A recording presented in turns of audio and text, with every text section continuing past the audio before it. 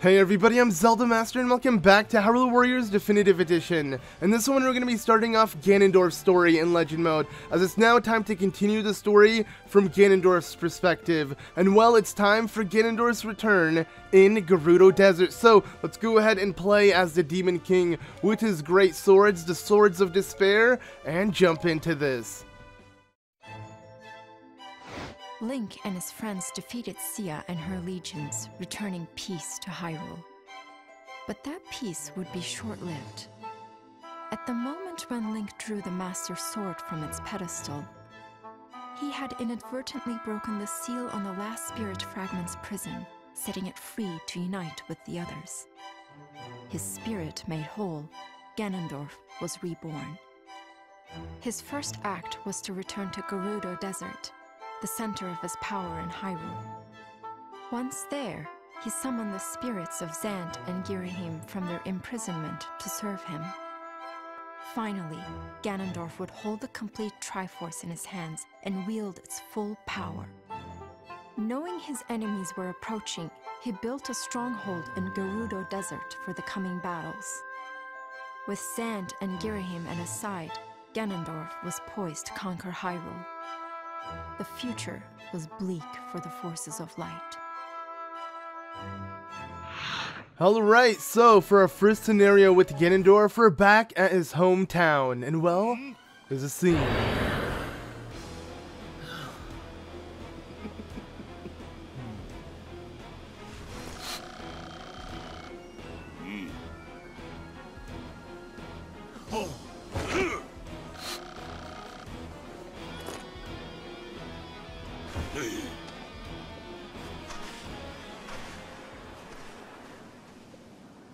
Alright, so yes, this is so cool. We're playing as the Demon King himself, Ganondorf, as a Super Saiyan 3 legend. Because, yeah, Ganondorf's redesign in this game is really badass with the super long, flowing hair. It's beautiful. Alright, let's go ahead and just get into this. But yeah, it's really cool how Ganondorf, one thing, he starts in Gerudo Desert. It makes a lot of sense, as that's where Ganondorf was born. You know, way back in Ocarina of Time was, I guess, his origin of his first appearance. Well, that wasn't necessarily his first appearance in Zelda games coming out. Timeline-wise, it was, for those who are aware of the timeline. So yeah, Ocarina of Time is what started Ganondorf and his evolution to the Demon King. And overall, it's really cool to play as Ganondorf, pretty much the main villain in Zelda. It's weird that he summons Ghirahim, as, you know, Ghirahim was the servant of his previous master, the one who pretty much made Ganon's curse coming to existence in Hyrule, and that was from Demise. I don't know if that's necessarily spoiling anything. If you haven't played Skyward Sword, you should definitely play it to catch up on the origins of the Zelda series. But yeah, Ganondorf was essentially a curse to Hyrule, and Ghirahim was the servant. And it's so cool to see now Ghirahim serve Ganondorf, you know, to replace, but it also kind of makes no sense how Ghirahim returned and all of that, as he was like the spirit in Demise's sword. So maybe he's a spirit in ours. No, not really. We have the Swords of Despair. Really cool looking swords, to say the least. I don't think they're based off of any previous set of swords Ganondorf has had. Maybe the ones from, you know, Ocarina of Time, where he becomes the Demon King Ganon. But obviously these look way cooler. Like, overall, this whole redesign is just way more badass. But yeah, as you can see, we can play as Ghirahim and Zant, our henchmen. I'm going to go ahead and swap. Now, while Zant, I guess, makes a little more sense to be on Ganondorf's side, it's still, in Twilight Princess's story, if you've beaten that, you would know that it kind of doesn't make any sense still. But obviously, this game is not canon. I'm not here to try to solve the lore of this game or anything. I'm just kind of, you know, raising questions, to say the least. If this, you know, could fit, it really would be weird. But I would really love to see these characters come back. I don't know. I feel like in general, it's really nice for, you know, Nintendo to add a henchman to Ganondorf of sorts. And oh, we have to play as a dude locked up in here. We got to use Ghirahim. So let's go ahead and kill all these Lizalfos. As you can see, they're all a bit higher level. Obviously, Ghirahim I had to get to level 20. as they all start level 1, and I didn't want to play with them level 1 in this, but it is super nice to play with Ghirahim, as I freaking love this character from Skyward Sword. Ganondorf is super fun as well. I think Zant's a cool character, but I don't really like his moveset. He's just a crazy, you know, psychotic warrior, you could say, because the way Zant attacks is just like, yeah, he's kind of insane. He attacks all crazy, like, even in this game. If you played Twilight Princess and went up against him, you would know exactly what I'm talking about, like when Zant revealed his true self. And yeah, that was overall really cool and creepy, and that's what I'm getting at here. These henchmen, both Ghirahim, which is actually one of my favorite Zelda characters of all time, and Zant, added so much to the villains, you know, outside of just Ganondorf. And in a game like Breath of the Wild, where pretty much the main villain is Ganon, and Ganon is super personality, like, he has no personality. He doesn't say personality-less, because he is just a being of darkness at that point. You know, Hyrule has been going on for so long, Ganon has no conscience, essentially. That's what it feels like in a Breath of the Wild. He's just this giant evil emanating, trying to destroy the land, which makes sense because, you know, from the last Zelda game to Breath of the Wild, there's another 10,000 years on top of it. So if you think about it, Ganon just being just evil itself, you know, no longer knowing who he is, all that is set for Ganon is just cursing Hyrule as he was intended to do from the very beginning until his final demise. So in Breath of the Wild, I can understand why Ganondorf has no personality, doesn't talk, all of that, you know.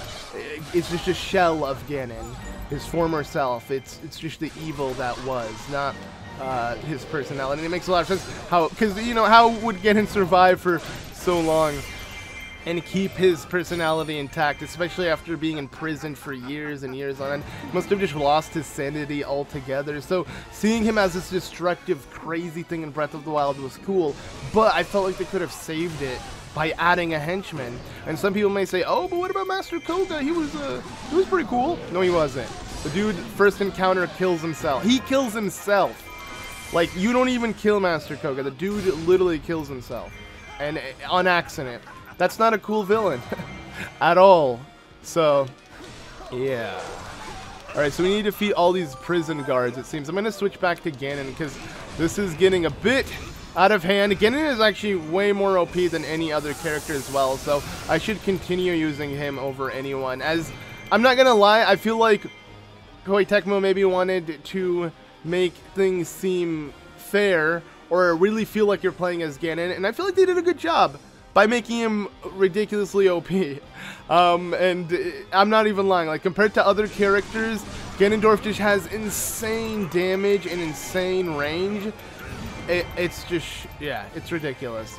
I'm not complaining, obviously. Like I said, I do like that, but it does make other characters seem obsolete. Like, yeah, I'd rather not play as Zant at all, because Zant is a lot slower than other characters. And okay, so we gotta quickly free our men here, as you can see, because there are a bunch of prison guards we gotta take out.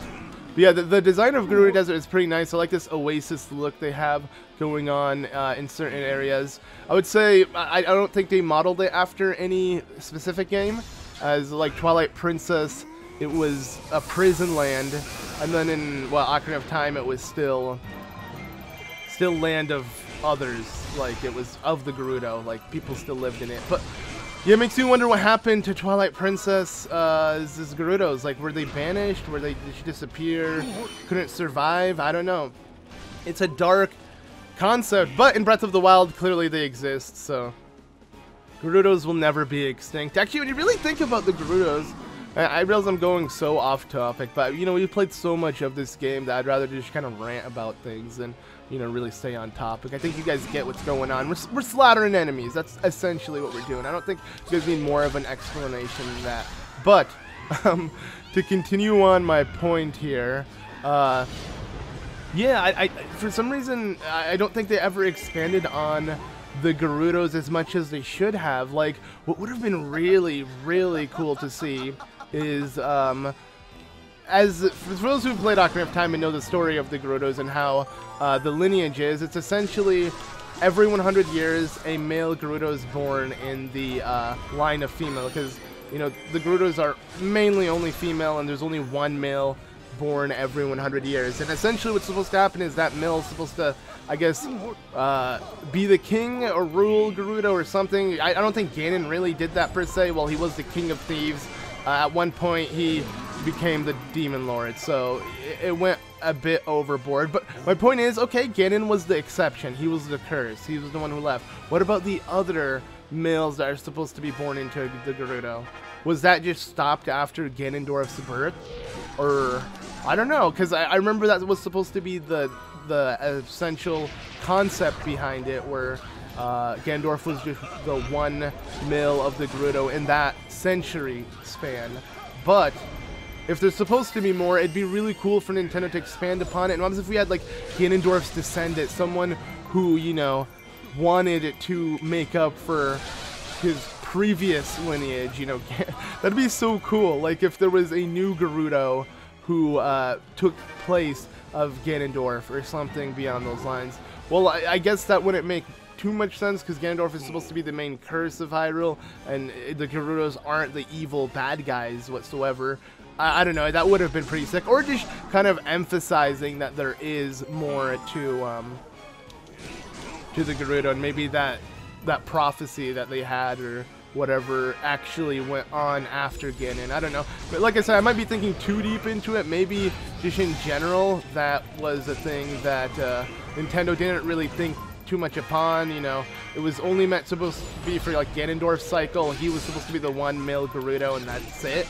But they made it seem like it was, you know, every 100 years. So it would be cool to have a game kind of showcase that. Whether this male is evil or not, it'd just be cool to show that this this lineage does exist. I don't know, because every time I think, like, you know, Ganondorf is supposed to be Gerudo, I forget that he is Gerudo. Like, that is his yeah, that is who he truly is, but he's also a demon. So he's not like every other Gerudo, and that's why it'd be cool to see just a humanoid Gerudo, but you know, to follow that lineage they had.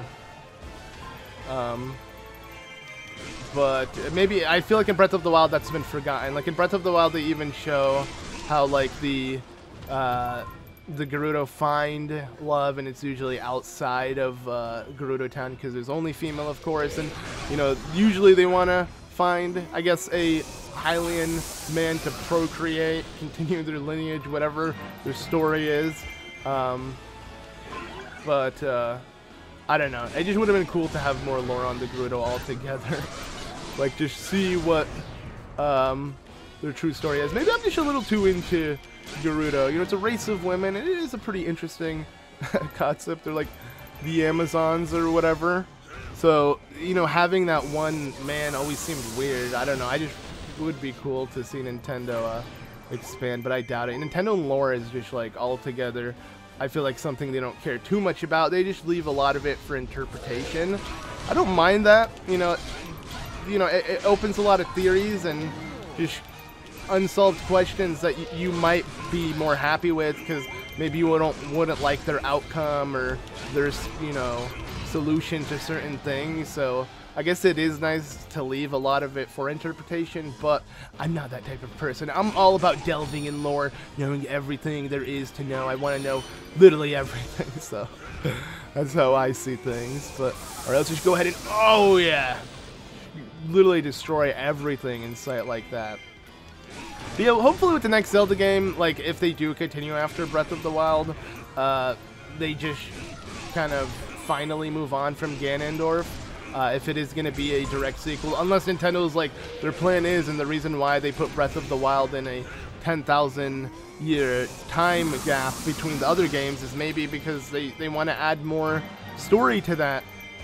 And maybe we'll get more story in the past 10,000 years or something, but I doubt it. I feel like Nintendo wants to erase, or not erase, but have all of Zelda's stories become a distant legend, like so far in the past that they are over 10,000 years ago. So now it is a Legend of Zelda, and Breath of the Wild is the new era of blue, not the whole green legend, essentially. You know, like, now it's, if you think of green, they want you to think of something that happened over 10,000 years ago. It's a weird concept, you know, that you dressed like a fairy boy, but now they don't do that. They've moved on. Hyrule has established a new way of showcasing the hero, and that is representing their colors. Blue and, I guess, just mainly blue. And it's cool that that is Hyrule's colors.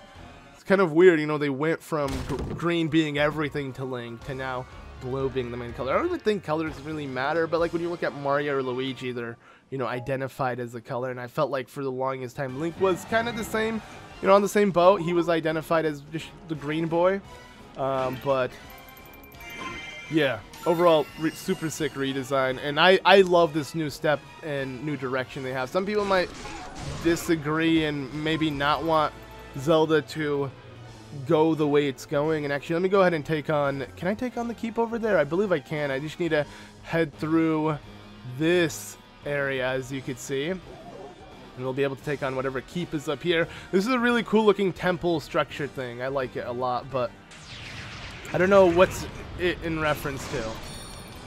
Like maybe Arbiter's Grounds? Probably not. You know, anyways. Yeah, I don't know. I actually forgot what I was talking about earlier, but it felt like it was something important. Overall, yes, it is Arbiter's Ground. What am I saying? It's called Arbiter's Keep. I didn't even pay attention to that. Okay, that's cool. So it is literally Arbiter's Keep. I was right. I should have just looked at the little text on the screen to confirm that. But while it is based off of Arbiter's Grounds, and now I can see it from the floor, the gears, the sand, all of that, it's a little too bright. Arbiter's Grounds was really dark and spooky, and this is just a nice bright area, so I guess this is just the keep of it. And now we got a bunch of enemies we gotta deal with, but like I said, Ganondorf is ridiculously OP, and I'm gonna show you guys what I mean by that as I attempt to become a giant beast. Oh, look at that. And now I'm gonna go ahead and do another attack that's just gonna go ahead and wipe everyone down. Look at this attack right here. Literally, I summon the dark beast and attack. And actually, there's another way to do that. Let's see. 1, 2, 3, 4. I believe. No, okay, we have to do 5. So 1, 2, 3, 4, 5. Let's go ahead and hit it. And there you go. This attack. So that's your 5th combo strong attack. You want to make sure you combo it like that. And when you do, you summon literally a beast form of Ganon that reminds me a lot of how it was in Twilight Princess, like Beast Ganon, essentially. Really cool reference as well. But let's just pick up all of this crap. Is that everything here? Let me kill this guy as well. Alright, not bad. Are we done? It looks like we are. So, no, we're not. Never mind. I thought it was going to be like another scene, but I guess we have King Dodongo back in business. Hey there. Okay, we're gonna have to run all the way up because it's trying to get our base. So no, I mean, obviously, these missions here are a bit ahead of the time, and you know, Ganon will make his way. Will make it there on his own. Let me stop this dude right now. Hey. Okay, good thing Zant is also level 20. I made sure to level all of them up because I just don't like playing later levels being level 1. It's cool that, you know, we can play with these characters and all, but I just don't understand why they give him you level 1. So hopefully Ganondorf eventually makes his way down. This is such a weird attack that's too slow. This is why I don't like playing with Zant too much, because I feel like, yeah, his attacks, they're just supposed to be really goofy based off of the references we got from Twilight Princess. I feel like that kind of ruins his moveset altogether. But the Demon King is here. Heck yeah, let's go ahead and obliterate this guy. We also have full magic. I'm literally going to go completely off the second he shows. There we go. Okay. Now show us your power. There we go. This guy's completely dead. There's no way he's surviving these attacks with Ganondorf attacking. And okay, cool. Another enemy. Nothing to be afraid of, though. As, again, like I said, we're playing with Ganondorf, so I'm not afraid. Show me your powers, Goma. I'm gonna come kill you any second. Let me just go ahead and continue dishing out all the damage I can. This should honestly get me to the combo to where I'll be able to kill him right now. So he should be like a hit away, right? Yep. Perfect, and now you are done for. Bam. That was nice. See, I feel like these are just added because, as you can see, another one. They're added to let you know that we're a bit further in the game, so we're going to spam a bunch of bosses at you. Cool. I wouldn't mind generals, though, or like actual things to fight than bosses, because these guys take a bit longer than I want them to, but it's fine. Let's go ahead and quickly move to these, the next set. I believe this is Manhandle, right? Yeah, I think Manhandle will be a bit easy to take on just because we, you know, wait. I mean, they're all really easy. You just wait for the weak points, but I'd rather start off with this one because I'm hoping I can kill it in one go. As long as I can get its weak point exposed, which we're going to go ahead and attempt by doing a few hits. We're going to use another Muso. And then, hopefully, this will set off what I need. Come on. Okay. Oh, sweet. No! I hate when that happens. That's so dumb. I was going to get it, but I was performing slower attacks. I need to keep resetting, and the way to reset is to roll while performing slower attacks. But it's whatever, we're done. Okay, you're dead. And now we need to quickly kill Goma before more crap happens. So, alright, let's go ahead and pick up all of this and run to her because I believe... I mean, Ghirahim's doing fine. He don't lose much HP. They're surprisingly doing really well, actually. Like I said, I don't really like the AI in this game, but we can swap between them, so it's no big deal. And no! Oh, come on, can I shoot? I was so close. Okay, it's fine. I'll just kill everything near it while I wait for it to do another attack. Oh wait, it's doing an attack. Crap! I'm so stupid. Okay, you know what? Everything besides me, perish. And then I shoot. Oh wait, he managed to avoid that attack. Okay, let's continue attacking everything by me and wait for another special attack. Come on. Okay, perfect. And now, use all the magic power. Let's go. Okay, hopefully I can get this one done in a few hits. So we're going to keep attacking. Use one Muso gauge, or not the Muso, but the special. I'm going to use my Muso gauge right after so I can make sure I trigger this. So, nope, you're not getting up, Spidey.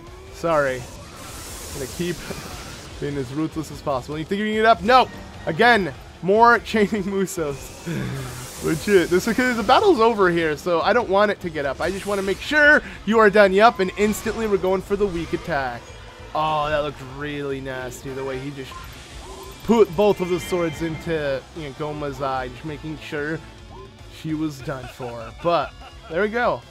So that does that for the first scenario with Ganon. Sadly, there's not too many of these, but overall, it's really cool to just play as Ganon's, you know, side for Legend mode. You know, you'd think you'd only be playing as the good guys, but nope, you play as the bad guys, and not just Ganon's side. I mean, we played as Sia's side too, so two different clans that are all about evil.